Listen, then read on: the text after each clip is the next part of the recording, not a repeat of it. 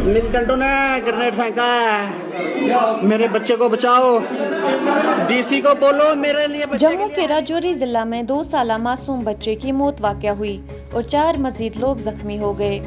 Police ज़राया के मुताबिक नामालूम अफराद ने एक दस्ती बम बीजेपी मंडल के प्रेसिडेंट जसबीर सिंह के घर पे दागा, जिसके नतीजे में उनका 2 साला बेटा वीर सिंह हलाक हो गया।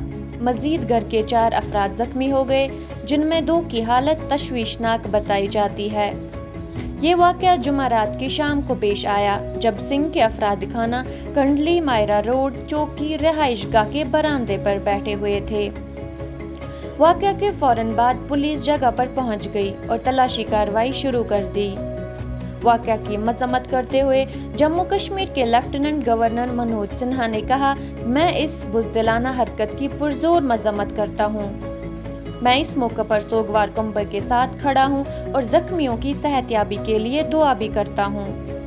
मुलव्वस अफराद को बख्शा नहीं जाएगा, सिन्हा ने अपने एक ट्वीट में लिखा।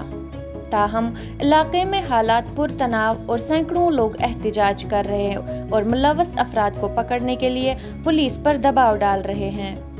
वाज़ह रहे, कुछ रोज़ कबल लश्कर तैयबा के मिलिटेंटों ने सरपंच और इनकी बीवी पंच को अनंतनाग के लाल चौक में गोली मारकर हलाक कर दिया था। ब्यूरो रिपोर्ट, खबर उर्दू।